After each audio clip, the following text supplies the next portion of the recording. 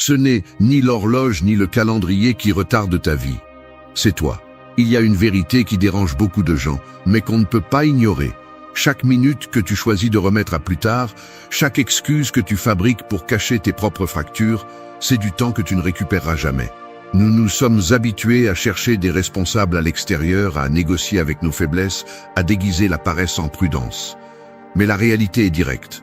Seul toi as la clé, et tant que tu attends un moment idéal, tu ne feras que cumuler une dette intérieure. Le coût de rester le même est énorme, même si tu préfères ne pas y penser. Aujourd'hui, je ne te parle pas de motivation passagère ni de promesses vides. Je te parle d'une transformation réelle, forgée dans l'inconfort et la discipline. Les stoïciens le savaient mieux que quiconque. La vie ne s'adapte pas à tes désirs, et la seule réponse digne est l'action. Personne ne va te sauver. Être radicalement responsable est le premier pas.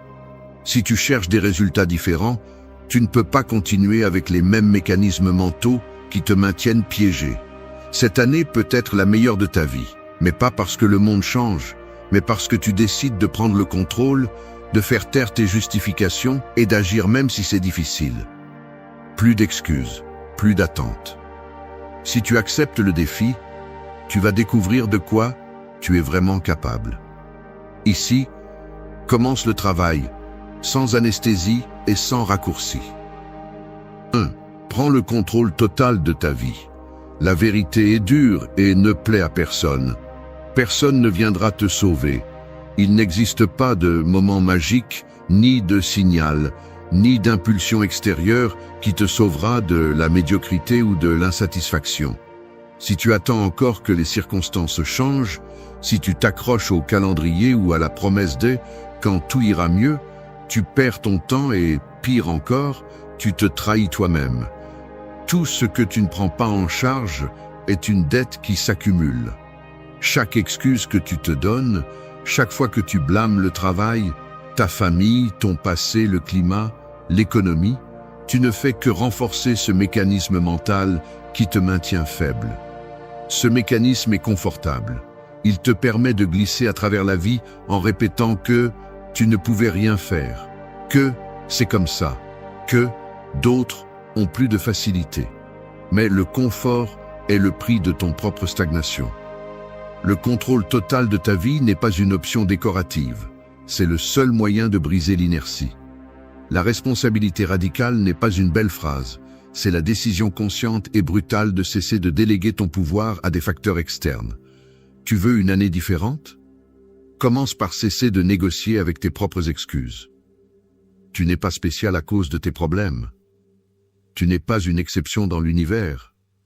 Nous portons tous des poids, nous avons tous des cicatrices, mais le seul qui peut transformer ce poids en force, c'est toi. C'est inconfortable, oui, et c'est pourquoi presque personne ne le fait. C'est pourquoi la plupart se contentent d'une existence tiède, pleine de justifications faciles. Mais si ta vie t'importe vraiment, tu ne peux pas continuer à déguiser en maturité ce qui est en réalité de la peur de prendre le gouvernail. Prendre le contrôle total implique de cesser de chercher des coupables. Cela implique de regarder en face ces parties de toi que tu préférerais ignorer. Ta paresse, ton manque de constance, ta tendance à te saboter. L'autotromperie est l'ennemi invisible qui te vole des années. C'est pourquoi tu dois être impitoyable avec toi-même, sans tomber dans l'auto-apitoiement, ni dans le châtiment inutile.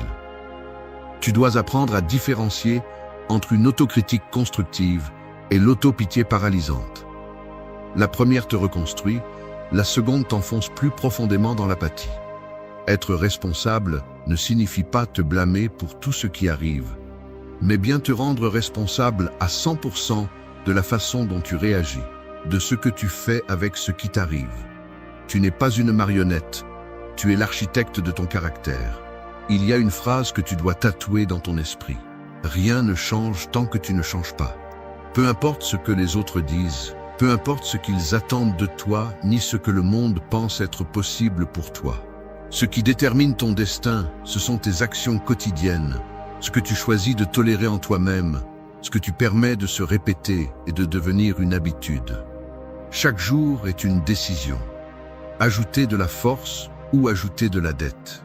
Il n'existe pas de neutralité. Soit tu avances, soit tu te noies. Le contrôle total de ta vie est une exigence inconfortable, mais c'est la seule porte vers une transformation réelle. Cesse de négocier avec ta médiocrité. Choisis la difficulté. Choisis l'inconfort qui forge le caractère, pas le confort qui anesthésie. Il ne s'agit pas d'attendre la motivation. Il s'agit d'agir même si ça fait mal, même si c'est difficile, même si personne ne t'applaudit. Personne ne va se battre pour toi. Personne ne va porter ton histoire ni tes rêves. Toi seul peux prendre cette décision radicale.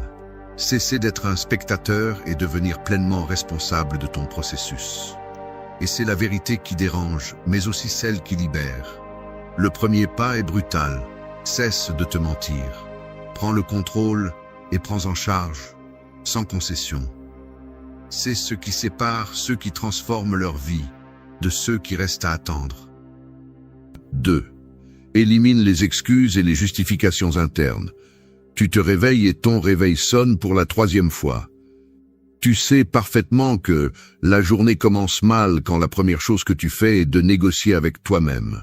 Juste 5 minutes de plus, tu te répètes, comme si ce petit retard n'était pas important. Mais dans ce choix, si quotidien et apparemment innocent, se cache le germe de toutes les excuses et justifications internes qui t'empêchent d'avancer. Il ne s'agit pas de l'horloge, ni de la fatigue accumulée, ni même du temps qu'il fait. C'est la voix dans ta tête qui trouve toujours une raison de remettre à plus tard, de céder, de ne pas affronter l'inconfort. Cette voix est habile, persuasive et se déguise en logique.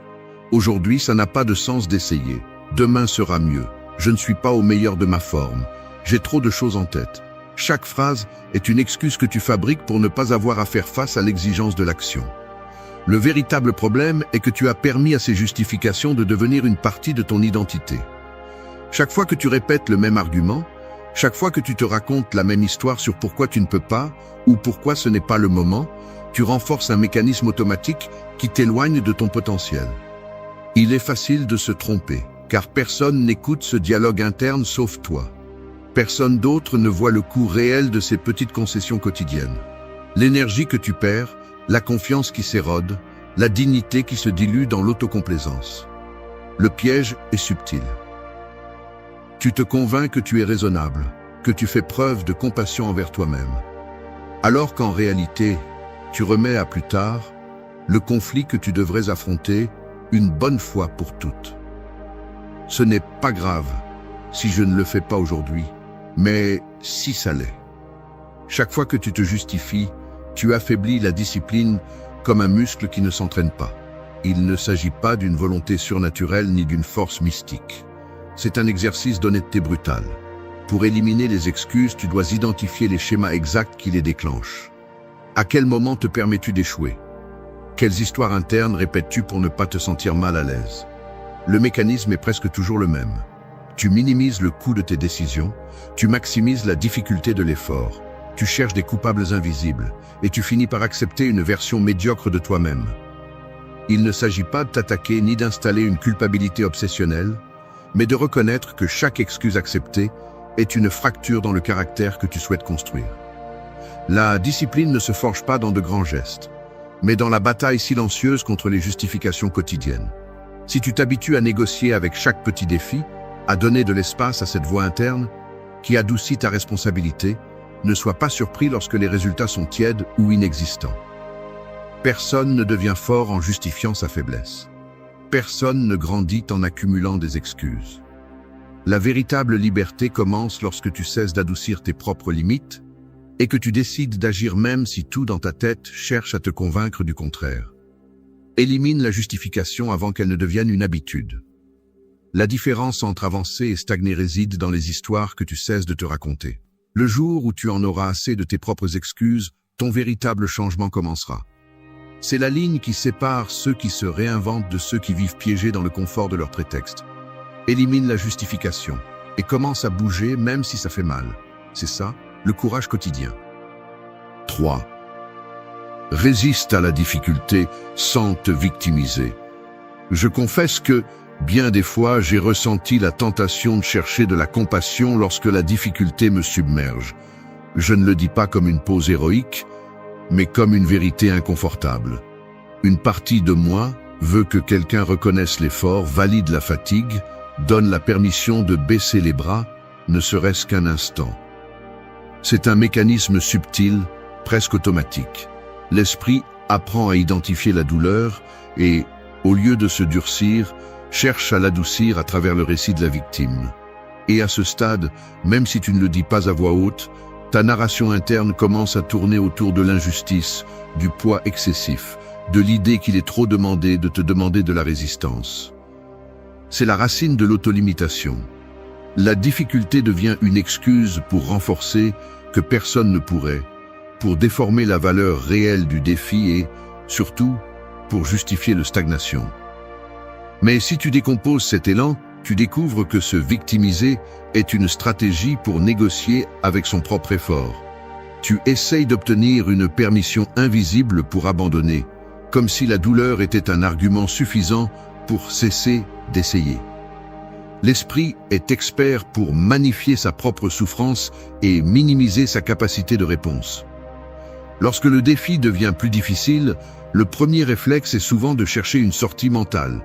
Se comparer, se lamenter, signaler que d'autres ont plus de facilité ou se rappeler des injustices passées pour donner un sens à la fatigue présente.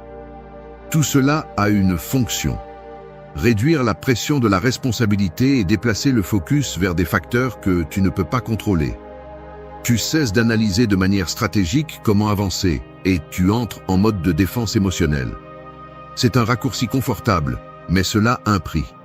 Chaque fois que tu cèdes à cette narration, tu renforces l'habitude de te rendre avant l'heure, d'abandonner la discipline juste au moment où tu en as le plus besoin. La douleur psychologique devient un filtre qui déforme la perception. Ce qui pourrait être une opportunité de croissance se transforme en un test impossible. Résister à la difficulté, d'un point de vue stoïque, ce n'est pas nier la souffrance, ni faire semblant que cela ne fait pas mal. C'est prendre la décision consciente de ne pas utiliser la douleur comme un argument pour reculer. Ici, la clé n'est pas de savoir combien tu peux supporter, mais comment tu traites l'expérience. Si ton esprit interprète chaque obstacle comme une offense personnelle, la fatigue se multiplie et la motivation se dissout. En revanche, si tu t'entraînes à voir la difficulté comme un processus neutre, une partie inévitable du chemin, l'approche change. Tu cesses de chercher des témoins pour ta douleur et tu te concentres sur la résolution de ce qui dépend de toi. C'est une différence fondamentale. La victime cherche de la compréhension, celui qui résiste cherche des solutions. La conséquence de ne pas se victimiser est brutalement simple. Tu récupères ton pouvoir de décision. Il ne s'agit pas de durcir jusqu'à devenir insensible, mais de ne pas permettre au récit de la souffrance de te voler la capacité d'agir. L'effort, lorsqu'il est assumé sans fioriture, devient un muscle qui se renforce avec chaque difficulté surmontée. Personne ne te doit rien pour résister. Personne ne va te récompenser pour tenir bon. Mais personne ne peut non plus te retirer la dignité de continuer, même sans reconnaissance. C'est la base de la véritable force. La capacité de soutenir l'effort silencieux, de choisir l'action lorsque l'esprit demande de la compassion. Résiste sans récit de victime. Cette phrase peut sembler dure, mais c'est le filtre que tu dois installer pour séparer l'inconfort productif de la stagnation déguisée en lutte héroïque. Au final, la difficulté n'est pas une épreuve que tu dois expliquer ou justifier. C'est juste la matière première de ta transformation. Si tu entraînes ton esprit à résister sans te victimiser, tu deviens imparable. Tout le reste n'est que bruit. 4. Agis de manière disciplinée, même sans motivation. Une horloge sans pile indique la même heure toute la journée, mais ne avance pas, peu importe combien tu la regardes. C'est ainsi que fonctionne le corps lorsque tu attends que la motivation te pousse. Tu restes immobile, attendant une étincelle qui n'arrive jamais, tandis que le temps s'accumule comme de la poussière dans les engrenages.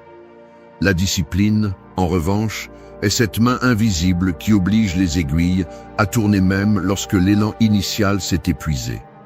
Il y a des matins où la fatigue pèse comme une pierre, Tu te lèves, les paupières encore collées, l'air froid griffant la peau, et chaque fibre de ton être exige une trêve. Le premier mouvement est grossier, presque forcé. Tu marches vers où tu dois être, pas vers où tu veux. Le petit déjeuner a un goût insipide, le monde semble lent, le corps se sent maladroit. Et pourtant tu fais le pas suivant. Le geste le plus petit, comme lasser tes chaussures ou servir de l'eau, devient une déclaration d'intention. Aujourd'hui, tu ne décides pas depuis l'émotion, mais depuis l'engagement. Ceux qui vivent en attendant la motivation ressemblent à ces athlètes qui ne s'entraînent que lorsqu'il y a du public. Ils ne comprennent pas que la grandeur se sculpte loin des projecteurs, dans la répétition silencieuse de l'inconfort. La discipline n'a pas besoin de témoins, ni d'applaudissements, ni d'une promesse de récompense immédiate. Les jours gris, les moments où la paresse te murmure à l'oreille que rien n'a d'importance, sont le véritable terrain d'entraînement. C'est là que se construit la différence entre ceux qui progressent et ceux qui s'arrêtent. La peau s'habitue au poids de la routine, les muscles mentaux se durcissent. Il n'y a pas de raccourci, seulement l'accumulation patiente de décisions inconfortables. Chaque fois que, malgré l'ennui ou l'irritation, tu t'assois pour étudier, t'entraîner, travailler ou même juste ranger ton espace, tu déclares ton indépendance de la motivation. Ce n'est pas de la magie, c'est de l'ingénierie interne. Les rituels de la discipline sont presque toujours inesthétiques. Personne ne veut voir quelqu'un échouer encore et encore tout seul, ni entendre les bâillements d'un matin où il ne s'agit que de remplir ses obligations. Le monde célèbre le résultat, mais ignore le processus. Là se trouve le secret. Accepter que l'image héroïque n'arrive jamais au moment de l'action quotidienne. La sueur, l'erreur, le bâillement, l'inconfort, ce sont les matériaux de la transformation. Fais-le même si tu n'en as pas envie. Cette phrase est la frontière entre l'amateur et l'adulte. Tu ne deviens pas quelqu'un de fiable par ce que tu ressens, mais par ce que tu fais quand personne ne regarde. L'esprit cherchera des excuses sensées. Que le corps demande du repos, qu'aujourd'hui il n'y a pas d'énergie, que demain sera différent. Mais la discipline est la réponse qui interrompt ce discours. Une coupure directe dans la narration. Cela se sent comme une rupture. Tu prends le téléphone pour commencer à travailler, même si tu préférerais te perdre dans des distractions. Tu sors marcher quand le canapé t'appelle, tu termines le rapport quand tout ton système nerveux demande à s'évader. Le détail tangible, l'action concrète, est le rappel que ta vie se construit précisément dans ces moments où tu préférerais abandonner. La motivation est éphémère, la discipline est structure. Il n'y a aucun secret derrière ceux qui obtiennent des résultats extraordinaires. Juste une accumulation de jours où ils ont agi sans envie, sans éclat, sans inspiration. Chaque fois que tu choisis la discipline plutôt que le confort, une nouvelle base s'installe, un fondement invisible mais solide. C'est là que se forge la véritable confiance, non pas dans ce que tu prévois, mais dans ce que tu exécutes lorsque ton esprit veut négocier. La vie se transforme lorsque tu comprends cela. Les émotions vont et viennent, mais les engagements tenus laissent une empreinte. Personne ne regrette d'avoir fait ce qu'il devait, même si cela a fait mal. Choisis la discipline sans demander la permission à ton humeur, et tu commenceras à voir comment l'horloge recommence à bouger.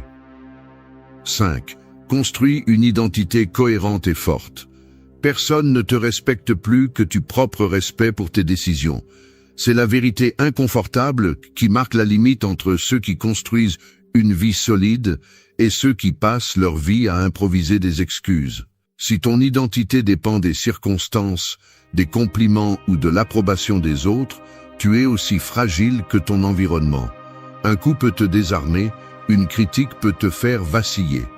Le problème, c'est que tu opères depuis des années avec une image diluée, t'adaptant pour t'intégrer, disant oui quand tu veux dire non, justifiant chaque recul et maquillant chaque échec avec des explications que toi seul achètes. Tout cela a un coût. Tu deviens une somme de contradictions, une personne qui ne peut même pas faire confiance à sa propre parole. Et la confiance en soi n'est pas une question d'estime de soi bon marché ni de phrases motivantes. C'est le résultat de vivre selon les mêmes principes que tu exiges des autres. Si tu te trahis chaque jour, si tu négocies avec ta parole, si tu fais des promesses que tu romps en privé, ton identité s'érode jusqu'à devenir une collection de fragments qui ne s'emboîtent pas. Cesse de te mentir. Personne ne va construire pour toi la version de toi que tu admires en secret. Tu n'es pas tes intentions, tu es tes actes répétés. Cela signifie ou à chaque fois que tu tolères une incohérence, tu renforces le schéma mental de la faiblesse. Chaque petite trahison de tes propres principes est un investissement dans la méfiance. Une dette qui s'accumule et qui te coûte ensuite sous forme d'insécurité, d'anxiété ou de vide existentiel. Tu veux une identité forte, mais tu continues à alimenter l'image de quelqu'un d'incapable de se tenir debout quand personne ne regarde. Il est facile de dire que tu as des valeurs, que tu es discipliné, que tu es constant.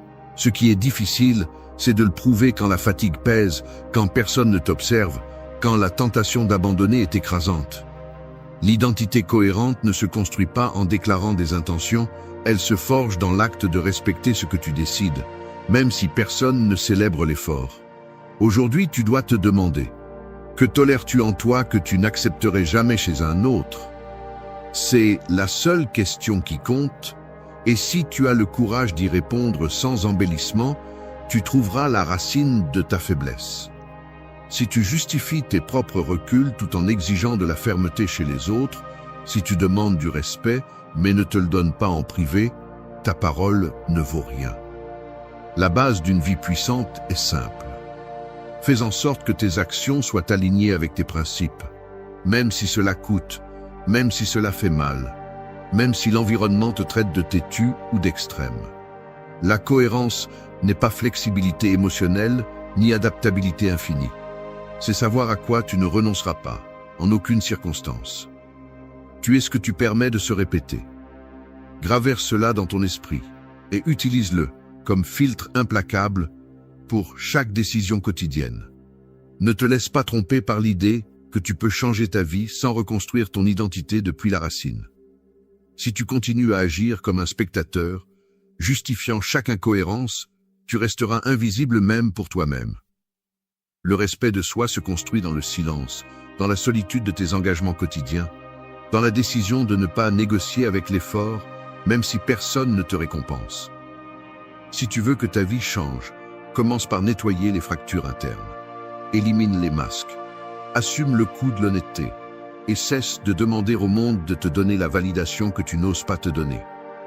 Une identité cohérente est la force que personne ne peut te ravir, car elle ne dépend pas de ce qui se passe à l'extérieur. Soit tu deviens quelqu'un qui tient sa parole, soit tu restes esclave de tes propres justifications.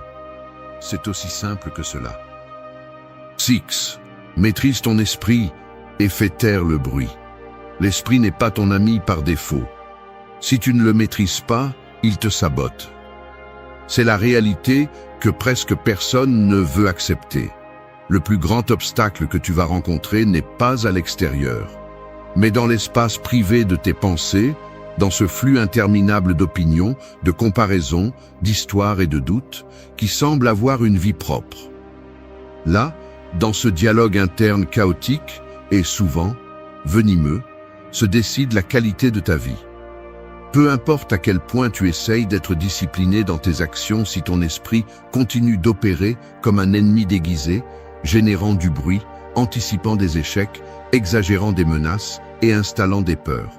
L'échec ne commence pas dans le résultat, mais dans la conversation que tu as avec toi-même avant d'agir. Personne ne t'avertit du moment exact où ton attention se fragmente et ton énergie se disperse. Cela se produit en silence, lorsque tu permets aux préoccupations des autres de t'infecter, lorsque tu donnes plus de poids au jugement externe ou à ta propre perception, lorsque tu te laisses distraire par des stimuli sans importance et oublies ce qui compte réellement. Chaque jour, ton environnement et ton esprit se disputent pour s'emparer de ton attention.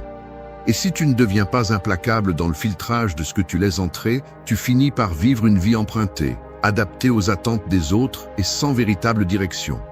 La liberté mentale ne se donne pas, elle se conquiert par le biais de la rigueur et d'une pratique consciente. Maîtriser ton esprit, c'est apprendre à identifier les schémas automatiques qui drainent ton énergie et à prendre le contrôle de ce processus avant qu'il ne devienne une inertie irréversible. Le bruit, tant interne qu'externe, est le piège le plus moderne et le plus ancien à la fois. À l'intérieur, des doutes, des reproches, des histoires d'insuffisance et d'anxiété déguisées en prudence te maintiennent en mode attente, répétant des scénarios négatifs qui ne se produisent jamais ou revivant des erreurs passées, comme si elles pouvaient définir ton avenir. À l'extérieur, les voix des autres, le flux interminable d'informations et la pression sociale installent dans ta tête des objectifs et des peurs qui ne t'appartiennent même pas. Si tu ne développes pas la capacité de créer un espace de silence stratégique, tu finis par vivre en mode réactif, répondant à des impulsions et à des attentes que tu n'as pas choisies. Le véritable pouvoir est le résultat d'une attention dirigée. Là où tu mets ton attention, ta vie grandit. Maîtriser l'esprit n'est pas le faire taire de force, mais l'entraîner à séparer l'utile du superflu. C'est un processus quotidien, inconfortable, mais non négociable. Tu ne peux pas te permettre d'être un esclave de tes pensées automatiques. Le stoïcisme l'a clairement établi. Tu ne contrôles pas ce qui apparaît dans ta tête, mais tu contrôles ce que tu choisis de maintenir. L'autodiscipline mentale consiste à reconnaître quand une pensée n'est qu'un reflet conditionné et quand elle mérite ton attention active. Faire taire le bruit n'est pas faire disparaître l'esprit, c'est le gouverner. Tu n'es pas ce que tu penses, tu es ce que tu décides de faire avec ce que tu penses. C'est une ligne que tu ne peux pas franchir si tu aspires à une vie solide. L'entraînement commence chaque matin. Observe la qualité de tes premières pensées. Si tu détectes de l'anxiété, de la peur ou de la dispersion, ne les nourris pas. Installe le filtre. Décide, de manière consciente, ce que tu autorises à rester et ce que tu rejettes, avant que cela ne devienne une nouvelle fracture dans ton caractère. Le silence choisi est la base de la clarté. Ta force mentale se mesure par ce que tu es capable d'ignorer, par le nombre de distractions que tu peux laisser passer sans céder, par la capacité de maintenir un objectif même, lorsque l'esprit te propose 1000 alternatives. Ne cherche pas la paix, construis le silence. Maîtrise ton esprit, et tout le reste commence à s'organiser. Sans cette maîtrise, tu n'es qu'un spectateur confus de ta propre vie. 7. Exige-toi depuis le respect de soi. Tu te trouves devant le miroir de l'ascenseur, chemise légèrement froissée, visage fatigué, le café refroidissant encore dans le thermos. Tu penses à cette réunion, aux tâches en attente, à la promesse que tu t'es faite la nuit précédente de ne plus remettre à plus tard ce qui est important. Mais, quand vient le moment d'exiger un peu plus de toi-même, de faire ce pas inconfortable hors de la routine, le doute surgit. Es-tu trop dur avec toi-même ou te respectes-tu vraiment suffisamment pour ne pas te contenter de moins que ce dont tu es capable? C'est ici que l'auto-exigence se confond facilement avec la punition ou la recherche de perfection impossible. Et là, à ce point exact, la plupart échouent. Non pas par manque de talent ou d'opportunité, mais parce qu'ils choisissent l'exigence depuis un lieu d'épuisement, non depuis le respect de soi. Si tu analyses la racine de ta résistance à te demander plus, tu verras que souvent elle provient d'une idée déformée de ce que signifie prendre soin de soi. Tu as appris à associer l'autocompassion à l'évitement de l'effort et l'auto-exigence à l'autopunition. Mais en réalité, le respect de soi a peu à voir avec être indulgent ou permissif, et beaucoup avec valoriser ton potentiel suffisamment pour ne pas tolérer la médiocrité en toi. Lorsque tu t'exiges par respect, tu établis une norme interne qui ne dépend pas du regard des autres. Tu cesses de négocier avec tes faiblesses, parce que tu comprends que chaque concession est une petite trahison à ce que tu pourrais devenir. Le respect de soi est la base de toute exigence réelle. Si tu pars de là, la discipline cesse d'être une chaîne et devient une reconnaissance de ta propre valeur. En termes pratiques, cela signifie examiner avec une brutalité honnête quelles sont les limites que tu te fixes sous l'excuse de ne pas vouloir te blesser. Si tu décides de sauter l'entraînement, de procrastiner ce projet ou de céder à la tentation de remettre à plus tard ce qui est difficile, est-ce que tu te soignes vraiment? Ou est-ce que tu renforces simplement une version paresseuse de toi? Le respect de soi exige que tu te traites comme quelqu'un de précieux, non comme quelqu'un de fragile. Cela signifie établir des règles internes qui ne se négocient pas chaque fois que l'inconfort apparaît. Chaque fois que tu choisis la facilité plutôt que ce qui est juste, tu envoies à ton esprit le message que tes objectifs valent moins que ton confort momentané. Ainsi, le cycle se répète. La norme baisse, l'auto-justification grandit, la confiance disparaît. S'exiger depuis le respect de soi n'a rien à voir avec l'autocritique destructrice, mais avec la clarté de qui tu veux devenir et l'engagement quotidien de te déplacer, même si c'est un petit pas dans cette direction. C'est réaliser que personne ne te traitera mieux que toi-même en privé. Si tu n'es pas le premier à établir tes limites, à te corriger lorsque tu t'écartes, à te demander plus lorsque le confort t'appelle, personne ne le fera pour toi. C'est ici que la stratégie mentale change. Au lieu de te demander si tu en as envie, tu te demandes si tu honores tes normes. Tu cesses de chercher une validation externe parce que tu deviens le gardien de ton propre respect. Rien ni personne ne peut t'exiger plus dignement que toi-même. La conséquence logique de cette approche est que ton auto-exigence devient le filtre qui sépare la véritable croissance de l'auto-illusion. Il ne s'agit pas de chercher l'approbation, ni de tomber dans le piège de l'hyperproductivité vide. Il s'agit de maintenir la cohérence entre ce que tu dis vouloir être et les décisions que tu prends chaque jour.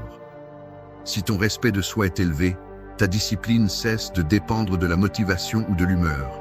Elle devient le reflet naturel d'une identité qui ne tolère pas le statu quo.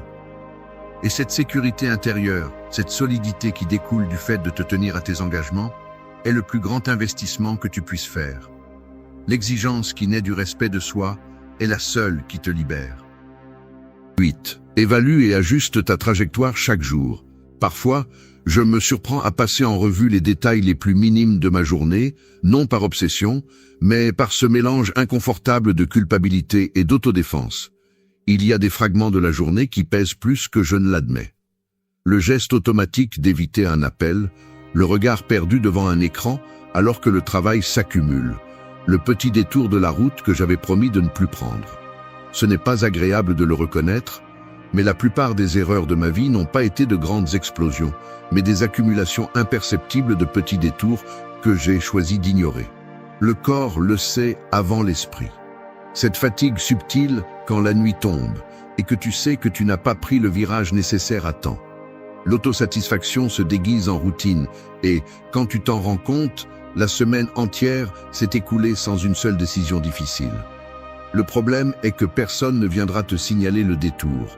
C'est à toi de le faire, même si cela fait mal. L'évaluation quotidienne n'est pas une pratique confortable ni agréable. Elle nécessite une franchise absolue, presque cruelle, pour regarder les faits sans embellissement. Ce n'est pas s'asseoir pour écrire des phrases motivantes ni chercher du réconfort dans ce qui s'est bien passé. C'est observer comme quelqu'un qui vérifie le solde d'un compte. Ce que tu as ajouté aujourd'hui, ce que tu as dépensé, quelles décisions ont renforcé ton caractère et lesquelles l'ont simplement mis sur pause. Les stoïciens le savaient bien. Marc Aurèle écrivait chaque soir non pas pour célébrer ses vertus, mais pour décomposer ses défauts et corriger sa trajectoire le lendemain. La véritable transformation se construit là, dans ce moment inconfortable où tu admettes ce que tu as toléré en toi-même, ce que tu as reporté, ce que tu as décidé de regarder ailleurs. L'honnêteté envers soi-même est le début du progrès. Cette phrase courte renferme toute la brutalité de l'auto-examen. Il n'y a pas d'avancée possible si tu te permets le luxe d'ignorer tes propres fractures. Le corps te parle aussi par des gestes concrets. Le froncement de sourcils lorsque tu te demandes un peu plus, la tension dans les épaules quand tu sais que la journée n'a pas été suffisante, la respiration contenue en repassant mentalement cette conversation que tu as évitée par peur du conflit. Chaque petit symptôme physique est un signe, un indicateur qu'il y a quelque chose à corriger. L'ignorer, c'est choisir la cécité. Y prêter attention et ajuster est l'acte le plus radical de respect de soi. Le jour où tu t'habitues à franchir la porte de chez toi, sans te demander où tu as échoué, tu commences à abandonner ton propre processus. L'auto-évaluation n'est pas une punition, c'est un entraînement. C'est le seul moyen d'entraîner l'esprit à ne pas répéter les mêmes justifications de toujours. Ajuster la trajectoire n'est pas faire de grandes promesses, ni se réinventer chaque lundi, mais avoir le courage de modifier la direction chaque jour. C'est regarder en face cette décision qui te dérange, cette habitude que tu résistes encore à changer, ce détail qui semble mineur mais qui, répété, finit par déformer toute ta trajectoire. Personne ne devient une version puissante de soi-même en fuyant l'examen quotidien. La différence entre avancer et stagner réside dans la capacité à ajuster, même d'un seul degré, ce qui ne fonctionne pas. Le progrès n'est pas une coïncidence, c'est une correction constante. C'est la ligne qui sépare ceux qui grandissent de ceux qui collectionnent des excuses. Le plus brutal dans tout cela, c'est que l'auto-examen ne se célèbre pas. Il ne génère ni applaudissements ni likes. C'est un acte privé, silencieux, presque invisible. Mais c'est là que se forge la discipline authentique, celle qui ne dépend ni du regard des autres ni de l'humeur passagère. Évaluer et ajuster ta trajectoire chaque jour est le filtre définitif. Il sépare ceux qui se réinventent de ceux qui se résignent. Si tu as le courage de regarder, de corriger et de ne pas répéter, ta vie commence à prendre forme. Le reste n'est qu'accumulation de jours vides. Ce n'est ni l'horloge ni le calendrier qui retardent ta vie. C'est toi. Il y a une vérité qui dérange beaucoup de gens, mais qu'on ne peut pas ignorer. Chaque minute que tu choisis de remettre à plus tard, chaque excuse que tu fabriques pour cacher tes propres fractures, c'est du temps que tu ne récupéreras jamais. Nous nous sommes habitués à chercher des responsables à l'extérieur, à négocier avec nos faiblesses, à déguiser la paresse en prudence. Mais la réalité est directe. Seul toi as la clé, et tant que tu attends un moment idéal, tu ne feras que cumuler une dette intérieure. Le coût de rester le même est énorme, même si tu préfères ne pas y penser. Aujourd'hui, je ne te parle pas de motivation passagère ni de promesses vides. Je te parle d'une transformation réelle, forgée dans l'inconfort et la discipline. Les stoïciens le savaient mieux que quiconque. La vie ne s'adapte pas à tes désirs, et la seule réponse digne est l'action. Personne ne va te sauver. Être radicalement responsable est le premier pas. Si tu cherches des résultats différents, tu ne peux pas continuer avec les mêmes mécanismes mentaux qui te maintiennent piégé. Cette année peut être la meilleure de ta vie, mais pas parce que le monde change, mais parce que tu décides de prendre le contrôle, de faire taire tes justifications et d'agir même si c'est difficile. Plus d'excuses, plus d'attentes. Si tu acceptes le défi, tu vas découvrir de quoi tu es vraiment capable. Ici, commence le travail, sans anesthésie et sans raccourci. 1. Prends le contrôle total de ta vie. La vérité est dure et ne plaît à personne. Personne ne viendra te sauver. Il n'existe pas de moment magique, ni de signal, ni d'impulsion extérieure qui te sauvera de la médiocrité ou de l'insatisfaction.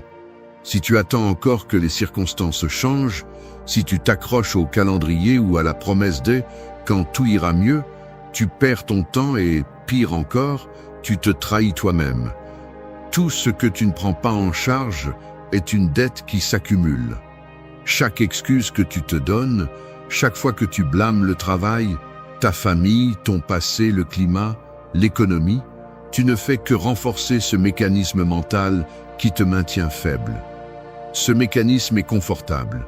Il te permet de glisser à travers la vie en répétant que tu ne pouvais rien faire, que c'est comme ça, que d'autres ont plus de facilité. Mais le confort est le prix de ton propre stagnation. Le contrôle total de ta vie n'est pas une option décorative, c'est le seul moyen de briser l'inertie. La responsabilité radicale n'est pas une belle phrase, c'est la décision consciente et brutale de cesser de déléguer ton pouvoir à des facteurs externes. Tu veux une année différente ? Commence par cesser de négocier avec tes propres excuses. Tu n'es pas spécial à cause de tes problèmes. Tu n'es pas une exception dans l'univers. Nous portons tous des poids, nous avons tous des cicatrices, mais le seul qui peut transformer ce poids en force, c'est toi. C'est inconfortable, oui, et c'est pourquoi presque personne ne le fait. C'est pourquoi la plupart se contentent d'une existence tiède, pleine de justifications faciles. Mais si ta vie t'importe vraiment, tu ne peux pas continuer à déguiser en maturité ce qui est en réalité de la peur de prendre le gouvernail. Prendre le contrôle total implique de cesser de chercher des coupables. Cela implique de regarder en face ces parties de toi que tu préférerais ignorer. Ta paresse, ton manque de constance, ta tendance à te saboter. L'autotromperie est l'ennemi invisible qui te vole des années. C'est pourquoi tu dois être impitoyable avec toi-même, sans tomber dans l'auto-apitoiement, ni dans le châtiment inutile. Tu dois apprendre à différencier entre une autocritique constructive et l'autopitié paralysante. La première te reconstruit, la seconde t'enfonce plus profondément dans l'apathie. Être responsable ne signifie pas te blâmer pour tout ce qui arrive, mais bien te rendre responsable à 100% de la façon dont tu réagis, de ce que tu fais avec ce qui t'arrive. Tu n'es pas une marionnette, tu es l'architecte de ton caractère. Il y a une phrase que tu dois tatouer dans ton esprit. Rien ne change tant que tu ne changes pas. Peu importe ce que les autres disent, peu importe ce qu'ils attendent de toi, ni ce que le monde pense être possible pour toi. Ce qui détermine ton destin, ce sont tes actions quotidiennes, ce que tu choisis de tolérer en toi-même, ce que tu permets de se répéter et de devenir une habitude. Chaque jour est une décision. Ajouter de la force ou ajouter de la dette. Il n'existe pas de neutralité. Soit tu avances, soit tu te noies. Le contrôle total de ta vie est une exigence inconfortable, mais c'est la seule porte vers une transformation réelle. Cesse de négocier avec ta médiocrité. Choisis la difficulté. Choisis l'inconfort qui forge le caractère, pas le confort qui anesthésie. Il ne s'agit pas d'attendre la motivation. Il s'agit d'agir même si ça fait mal, même si c'est difficile, même si personne ne t'applaudit. Personne ne va se battre pour toi. Personne ne va porter ton histoire ni tes rêves. Toi seul peux prendre cette décision radicale. Cesser d'être un spectateur et devenir pleinement responsable de ton processus. Et c'est la vérité qui dérange, mais aussi celle qui libère. Le premier pas est brutal. Cesse de te mentir. Prends le contrôle et prends en charge, sans concession. C'est ce qui sépare ceux qui transforment leur vie de ceux qui restent à attendre. 2. Élimine les excuses et les justifications internes. Tu te réveilles et ton réveil sonne pour la 3e fois. Tu sais parfaitement que la journée commence mal quand la première chose que tu fais est de négocier avec toi-même. Juste 5 minutes de plus, tu te répètes, comme si ce petit retard n'était pas important. Mais dans ce choix, si quotidien et apparemment innocent, se cache le germe de toutes les excuses et justifications internes qui t'empêchent d'avancer. Il ne s'agit pas de l'horloge, ni de la fatigue accumulée, ni même du temps qu'il fait. C'est la voix dans ta tête qui trouve toujours une raison de remettre à plus tard, de céder, de ne pas affronter l'inconfort. Cette voix est habile, persuasive et se déguise en logique. Aujourd'hui, ça n'a pas de sens d'essayer. Demain sera mieux. Je ne suis pas au meilleur de ma forme. J'ai trop de choses en tête. Chaque phrase est une excuse que tu fabriques pour ne pas avoir à faire face à l'exigence de l'action. Le véritable problème est que tu as permis à ces justifications de devenir une partie de ton identité. Chaque fois que tu répètes le même argument, chaque fois que tu te racontes la même histoire sur pourquoi tu ne peux pas ou pourquoi ce n'est pas le moment, tu renforces un mécanisme automatique qui t'éloigne de ton potentiel. Il est facile de se tromper, car personne n'écoute ce dialogue interne sauf toi. Personne d'autre ne voit le coût réel de ces petites concessions quotidiennes. L'énergie que tu perds, la confiance qui s'érode, la dignité qui se dilue dans l'autocomplaisance. Le piège est subtil. Tu te convaincs que tu es raisonnable, que tu fais preuve de compassion envers toi-même. Alors qu'en réalité, tu remets à plus tard le conflit que tu devrais affronter une bonne fois pour toutes. Ce n'est pas grave si je ne le fais pas aujourd'hui, mais si ça l'est. Chaque fois que tu te justifies, tu affaiblis la discipline comme un muscle qui ne s'entraîne pas. Il ne s'agit pas d'une volonté surnaturelle ni d'une force mystique. C'est un exercice d'honnêteté brutale.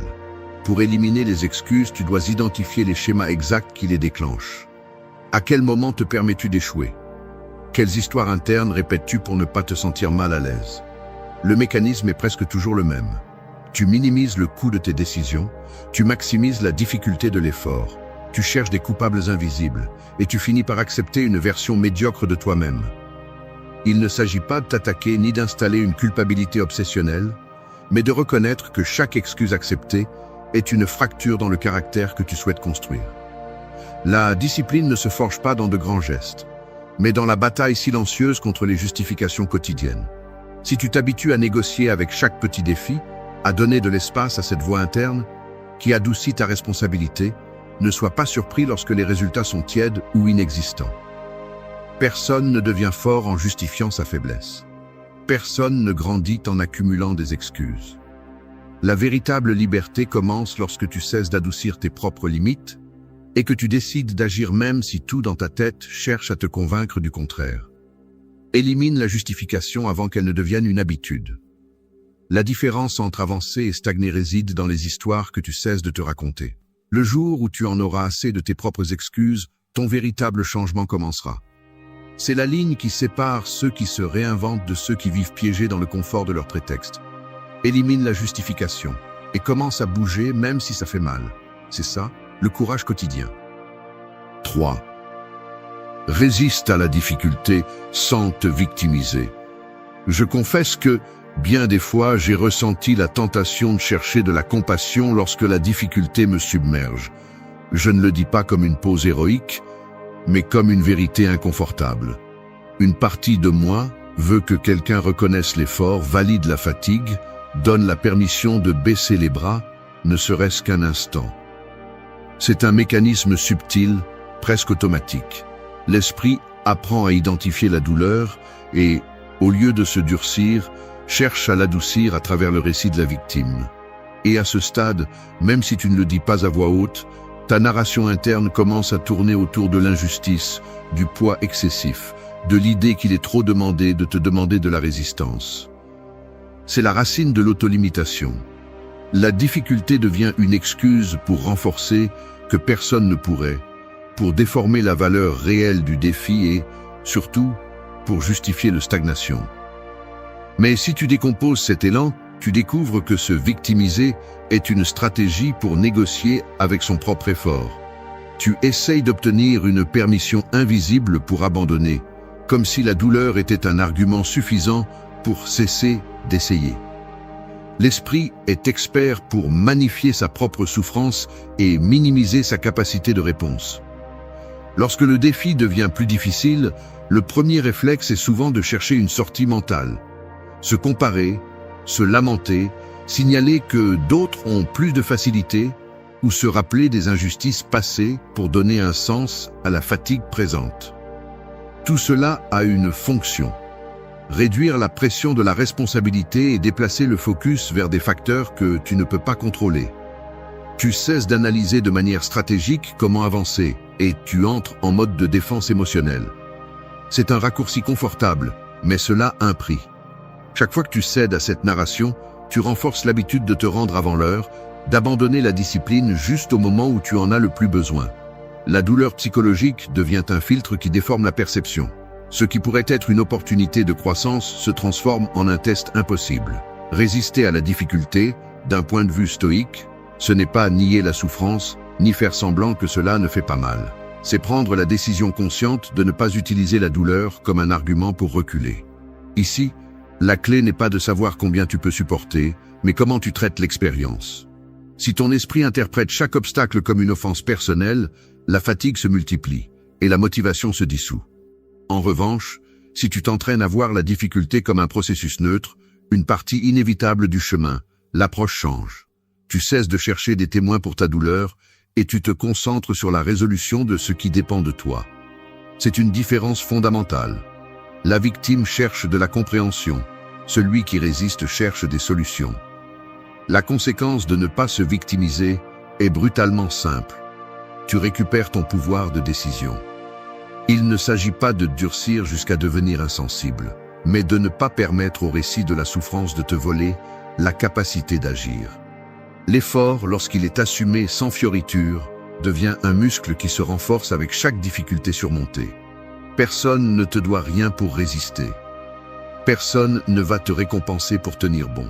Mais personne ne peut non plus te retirer la dignité de continuer, même sans reconnaissance. C'est la base de la véritable force. La capacité de soutenir l'effort silencieux, de choisir l'action lorsque l'esprit demande de la compassion. Résiste sans récit de victime. Cette phrase peut sembler dure, mais c'est le filtre que tu dois installer pour séparer l'inconfort productif de la stagnation déguisée en lutte héroïque. Au final, La difficulté n'est pas une épreuve que tu dois expliquer ou justifier. C'est juste la matière première de ta transformation. Si tu entraînes ton esprit à résister sans te victimiser, tu deviens imparable.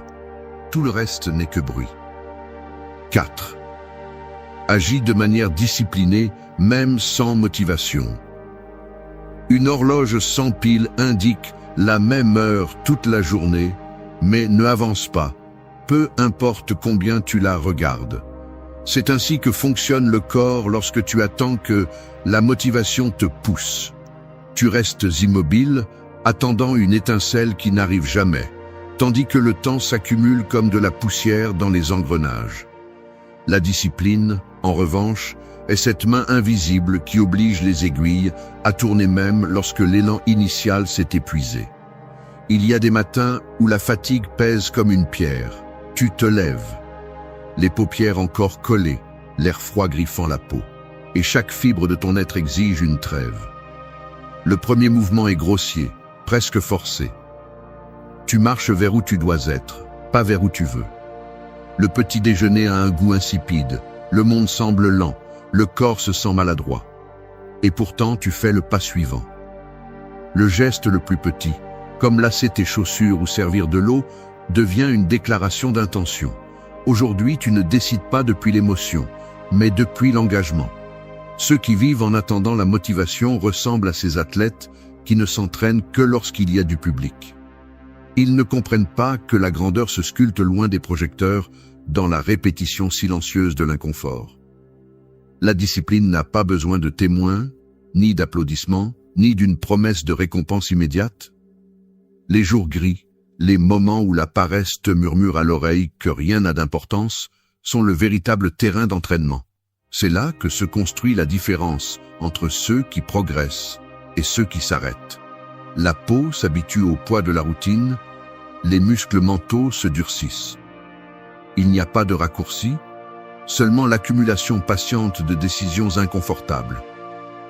Chaque fois que, malgré l'ennui ou l'irritation, tu t'assois pour étudier, t'entraîner, travailler ou même juste ranger ton espace, tu déclares ton indépendance de la motivation. Ce n'est pas de la magie, c'est de l'ingénierie interne. Les rituels de la discipline sont presque toujours inesthétiques. Personne ne veut voir quelqu'un échouer encore et encore tout seul, ni entendre les bâillements d'un matin où il ne s'agit que de remplir ses obligations. Le monde célèbre le résultat, mais ignore le processus. Là se trouve le secret. Accepter que l'image héroïque n'arrive jamais au moment de l'action quotidienne. La sueur, l'erreur, le bâillement, l'inconfort, ce sont les matériaux de la transformation. Fais-le même si tu n'en as pas envie.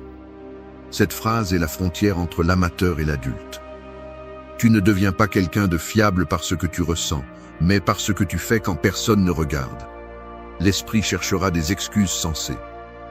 Que le corps demande du repos, qu'aujourd'hui il n'y a pas d'énergie, que demain sera différent. Mais la discipline est la réponse qui interrompt ce discours. Une coupure directe dans la narration. Cela se sent comme une rupture. Tu prends le téléphone pour commencer à travailler, même si tu préférerais te perdre dans des distractions. Tu sors marcher quand le canapé t'appelle, tu termines le rapport quand tout ton système nerveux demande à s'évader. Le détail tangible, l'action concrète, est le rappel que ta vie se construit précisément dans ces moments où tu préférerais abandonner. La motivation est éphémère, la discipline est structure. Il n'y a aucun secret derrière ceux qui obtiennent des résultats extraordinaires. Juste une accumulation de jours où ils ont agi sans envie, sans éclat, sans inspiration. Chaque fois que tu choisis la discipline plutôt que le confort, une nouvelle base s'installe, un fondement invisible mais solide. C'est là que se forge la véritable confiance, non pas dans ce que tu prévois, mais dans ce que tu exécutes lorsque ton esprit veut négocier. La vie se transforme lorsque tu comprends cela. Les émotions vont et viennent, mais les engagements tenus laissent une empreinte. Personne ne regrette d'avoir fait ce qu'il devait, même si cela a fait mal. Choisis la discipline sans demander la permission à ton humeur, et tu commenceras à voir comment l'horloge recommence à bouger. 5. Construis une identité cohérente et forte. Personne ne te respecte plus que tu propre respect pour tes décisions. C'est la vérité inconfortable qui marque la limite entre ceux qui construisent une vie solide et ceux qui passent leur vie à improviser des excuses. Si ton identité dépend des circonstances, des compliments ou de l'approbation des autres, tu es aussi fragile que ton environnement. Un coup peut te désarmer, une critique peut te faire vaciller. Le problème, c'est que tu opères depuis des années avec une image diluée, t'adaptant pour t'intégrer, disant oui quand tu veux dire non, justifiant chaque recul et maquillant chaque échec avec des explications que toi seul achètes. Tout cela a un coût. Tu deviens une somme de contradictions, une personne qui ne peut même pas faire confiance à sa propre parole. Et la confiance en soi n'est pas une question d'estime de soi bon marché ni de phrases motivantes. C'est le résultat de vivre selon les mêmes principes que tu exiges des autres. Si tu te trahis chaque jour, si tu négocies avec ta parole, si tu fais des promesses que tu romps en privé, ton identité s'érode jusqu'à devenir une collection de fragments qui ne s'emboîtent pas. Cesse de te mentir. Personne ne va construire pour toi la version de toi que tu admires en secret. Tu n'es pas tes intentions, tu es tes actes répétés. Cela signifie où à chaque fois que tu tolères une incohérence, tu renforces le schéma mental de la faiblesse. Chaque petite trahison de tes propres principes est un investissement dans la méfiance, une dette qui s'accumule et qui te coûte ensuite sous forme d'insécurité, d'anxiété ou de vide existentiel. Tu veux une identité forte, mais tu continues à alimenter l'image de quelqu'un d'incapable de se tenir debout quand personne ne regarde. Il est facile de dire que tu as des valeurs, que tu es discipliné, que tu es constant. Ce qui est difficile, c'est de le prouver quand la fatigue pèse, quand personne ne t'observe, quand la tentation d'abandonner est écrasante. L'identité cohérente ne se construit pas en déclarant des intentions, elle se forge dans l'acte de respecter ce que tu décides, même si personne ne célèbre l'effort. Aujourd'hui, tu dois te demander, que tolères-tu en toi que tu n'accepterais jamais chez un autre? C'est la seule question qui compte, et si tu as le courage d'y répondre sans embellissement, tu trouveras la racine de ta faiblesse. Si tu justifies tes propres reculs tout en exigeant de la fermeté chez les autres, si tu demandes du respect mais ne te le donnes pas en privé, ta parole ne vaut rien. La base d'une vie puissante est simple. Fais en sorte que tes actions soient alignées avec tes principes, même si cela coûte, même si cela fait mal, même si l'environnement te traite de têtu ou d'extrême. La cohérence n'est pas flexibilité émotionnelle ni adaptabilité infinie. C'est savoir à quoi tu ne renonceras pas, en aucune circonstance. Tu es ce que tu permets de se répéter. Gravère cela dans ton esprit et utilise-le comme filtre implacable pour chaque décision quotidienne. Ne te laisse pas tromper par l'idée que tu peux changer ta vie sans reconstruire ton identité depuis la racine. Si tu continues à agir comme un spectateur, justifiant chaque incohérence, tu resteras invisible même pour toi-même. Le respect de soi se construit dans le silence, dans la solitude de tes engagements quotidiens, dans la décision de ne pas négocier avec l'effort, même si personne ne te récompense.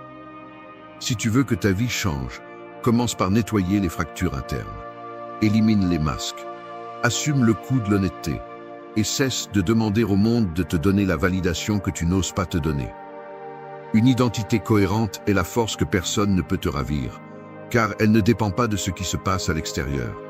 Soit tu deviens quelqu'un qui tient sa parole, soit tu restes esclave de tes propres justifications. C'est aussi simple que cela. 6. Maîtrise ton esprit et fais taire le bruit. L'esprit n'est pas ton ami par défaut. Si tu ne le maîtrises pas, il te sabote. C'est la réalité que presque personne ne veut accepter. Le plus grand obstacle que tu vas rencontrer n'est pas à l'extérieur, mais dans l'espace privé de tes pensées, dans ce flux interminable d'opinions, de comparaisons, d'histoires et de doutes, qui semble avoir une vie propre. Là, dans ce dialogue interne chaotique et souvent venimeux, se décide la qualité de ta vie. Peu importe à quel point tu essayes d'être discipliné dans tes actions, si ton esprit continue d'opérer comme un ennemi déguisé, générant du bruit, anticipant des échecs, exagérant des menaces et installant des peurs. L'échec ne commence pas dans le résultat, mais dans la conversation que tu as avec toi-même avant d'agir.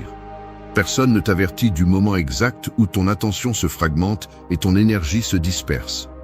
Cela se produit en silence, lorsque tu permets aux préoccupations des autres de t'infecter, lorsque tu donnes plus de poids au jugement externe ou à ta propre perception, lorsque tu te laisses distraire par des stimuli sans importance et oublies ce qui compte réellement.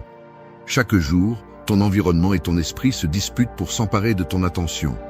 Et si tu ne deviens pas implacable dans le filtrage de ce que tu laisses entrer, tu finis par vivre une vie empruntée, adaptée aux attentes des autres et sans véritable direction. La liberté mentale ne se donne pas, elle se conquiert par le biais de la rigueur et d'une pratique consciente.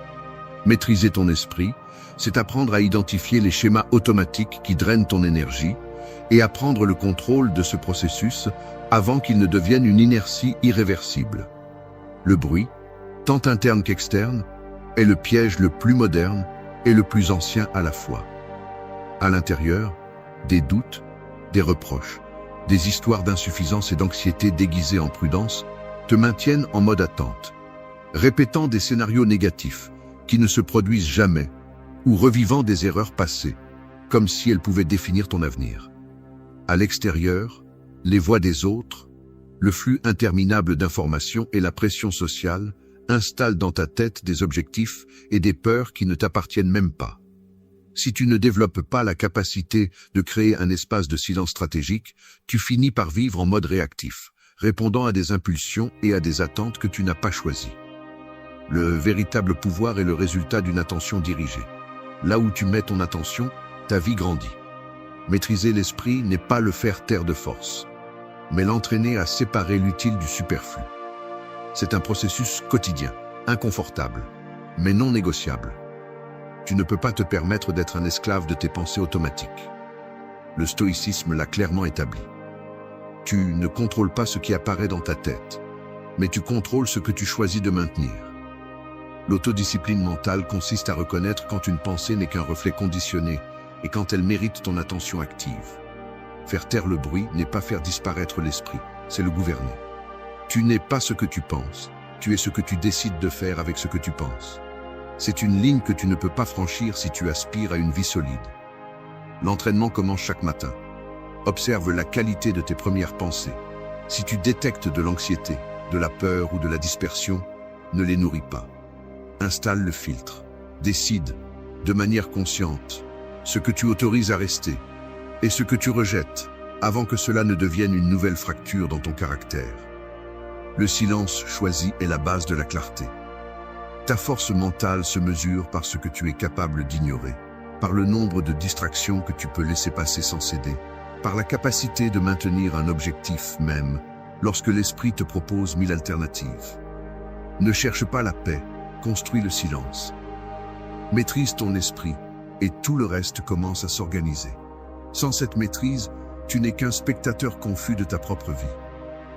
7. Exige-toi depuis le respect de soi. Tu te trouves devant le miroir de l'ascenseur, chemise légèrement froissée, visage fatigué, le café refroidissant encore dans le thermos. Tu penses à cette réunion, aux tâches en attente, à la promesse que tu t'es faite la nuit précédente de ne plus remettre à plus tard ce qui est important. Mais, quand vient le moment d'exiger un peu plus de toi-même, de faire ce pas inconfortable hors de la routine, le doute surgit. Es-tu trop dur avec toi-même ou te respectes-tu vraiment suffisamment pour ne pas te contenter de moins que ce dont tu es capable?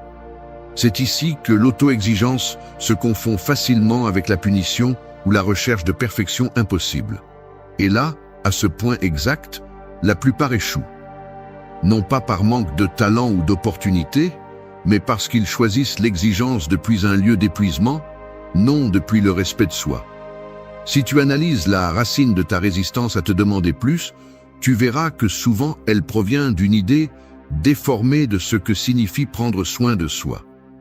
Tu as appris à associer l'autocompassion à l'évitement de l'effort et l'auto-exigence à l'auto-punition. Mais en réalité, le respect de soi a peu à voir avec être indulgent ou permissif, et beaucoup avec valoriser ton potentiel suffisamment pour ne pas tolérer la médiocrité en toi. Lorsque tu t'exiges par respect, tu établis une norme interne qui ne dépend pas du regard des autres. Tu cesses de négocier avec tes faiblesses parce que tu comprends que chaque concession est une petite trahison à ce que tu pourrais devenir. Le respect de soi est la base de toute exigence réelle. Si tu pars de là, la discipline cesse d'être une chaîne et devient une reconnaissance de ta propre valeur. En termes pratiques, cela signifie examiner avec une brutalité honnête quelles sont les limites que tu te fixes sous l'excuse de ne pas vouloir te blesser. Si tu décides de sauter l'entraînement, de procrastiner ce projet ou de céder à la tentation de remettre à plus tard ce qui est difficile, est-ce que tu te soignes vraiment? Ou est-ce que tu renforces simplement une version paresseuse de toi? Le respect de soi exige que tu te traites comme quelqu'un de précieux, non comme quelqu'un de fragile. Cela signifie établir des règles internes qui ne se négocient pas chaque fois que l'inconfort apparaît. Chaque fois que tu choisis la facilité plutôt que ce qui est juste, tu envoies à ton esprit le message que tes objectifs valent moins que ton confort momentané. Ainsi, le cycle se répète. La norme baisse, l'auto-justification grandit, la confiance disparaît. S'exiger depuis le respect de soi n'a rien à voir avec l'autocritique destructrice, mais avec la clarté de qui tu veux devenir et l'engagement quotidien de te déplacer, même si c'est un petit pas dans cette direction. C'est réaliser que personne ne te traitera mieux que toi-même en privé. Si tu n'es pas le premier à établir tes limites, à te corriger lorsque tu t'écartes, à te demander plus lorsque le confort t'appelle, personne ne le fera pour toi. C'est ici que la stratégie mentale change. Au lieu de te demander si tu en as envie, tu te demandes si tu honores tes normes. Tu cesses de chercher une validation externe parce que tu deviens le gardien de ton propre respect. Rien ni personne ne peut t'exiger plus dignement que toi-même. La conséquence logique de cette approche est que ton auto-exigence devient le filtre qui sépare la véritable croissance de l'auto-illusion. Il ne s'agit pas de chercher l'approbation, ni de tomber dans le piège de l'hyperproductivité vide. Il s'agit de maintenir la cohérence entre ce que tu dis vouloir être et les décisions que tu prends chaque jour. Si ton respect de soi est élevé, ta discipline cesse de dépendre de la motivation ou de l'humeur. Elle devient le reflet naturel d'une identité qui ne tolère pas le statu quo. Et cette sécurité intérieure, cette solidité qui découle du fait de te tenir à tes engagements, est le plus grand investissement que tu puisses faire. L'exigence qui naît du respect de soi est la seule qui te libère. 8. Évalue et ajuste ta trajectoire chaque jour. Parfois, je me surprends à passer en revue les détails les plus minimes de ma journée, non par obsession, mais par ce mélange inconfortable de culpabilité et d'autodéfense. Il y a des fragments de la journée qui pèsent plus que je ne l'admets. Le geste automatique d'éviter un appel, le regard perdu devant un écran alors que le travail s'accumule, le petit détour de la route que j'avais promis de ne plus prendre. Ce n'est pas agréable de le reconnaître, mais la plupart des erreurs de ma vie n'ont pas été de grandes explosions, mais des accumulations imperceptibles de petits détours que j'ai choisi d'ignorer. Le corps le sait avant l'esprit. Cette fatigue subtile quand la nuit tombe et que tu sais que tu n'as pas pris le virage nécessaire à temps. L'autosatisfaction se déguise en routine et, quand tu t'en rends compte, la semaine entière s'est écoulée sans une seule décision difficile. Le problème est que personne ne viendra te signaler le détour. C'est à toi de le faire, même si cela fait mal. L'évaluation quotidienne n'est pas une pratique confortable ni agréable. Elle nécessite une franchise absolue, presque cruelle, pour regarder les faits sans embellissement. Ce n'est pas s'asseoir pour écrire des phrases motivantes ni chercher du réconfort dans ce qui s'est bien passé. C'est observer comme quelqu'un qui vérifie le solde d'un compte. Ce que tu as ajouté aujourd'hui, ce que tu as dépensé, quelles décisions ont renforcé ton caractère et lesquelles l'ont simplement mis sur pause. Les stoïciens le savaient bien. Marc Aurèle écrivait chaque soir non pas pour célébrer ses vertus, mais pour décomposer ses défauts et corriger sa trajectoire le lendemain. La véritable transformation se construit là, dans ce moment inconfortable où tu admets ce que tu as toléré en toi-même, ce que tu as reporté, ce que tu as décidé de regarder ailleurs. L'honnêteté envers soi-même est le début du progrès. Cette phrase courte renferme toute la brutalité de l'auto-examen. Il n'y a pas d'avancée possible si tu te permets le luxe d'ignorer tes propres fractures. Le corps te parle aussi par des gestes concrets. Le froncement de sourcils lorsque tu te demandes un peu plus, la tension dans les épaules quand tu sais que la journée n'a pas été suffisante, la respiration contenue en repassant mentalement cette conversation que tu as évitée par peur du conflit. Chaque petit symptôme physique est un signe, un indicateur qu'il y a quelque chose à corriger. L'ignorer, c'est choisir la cécité. Y prêter attention et ajuster est l'acte le plus radical de respect de soi.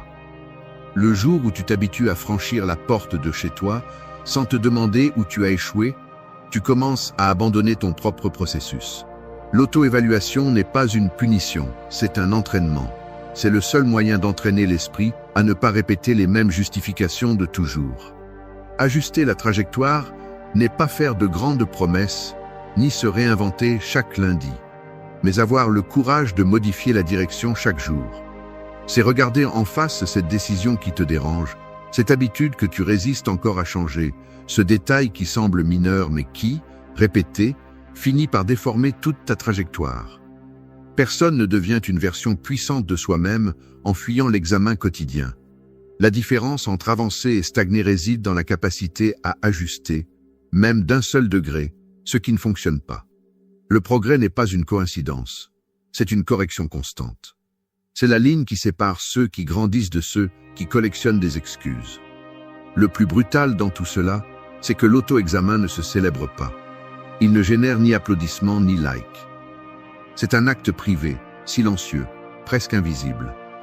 Mais c'est là que se forge la discipline authentique, celle qui ne dépend ni du regard des autres ni de l'humeur passagère. Évaluer et ajuster ta trajectoire chaque jour est le filtre définitif. Il sépare ceux qui se réinventent de ceux qui se résignent. Si tu as le courage de regarder, de corriger et de ne pas répéter, ta vie commence à prendre forme. Le reste n'est qu'accumulation de jours vides.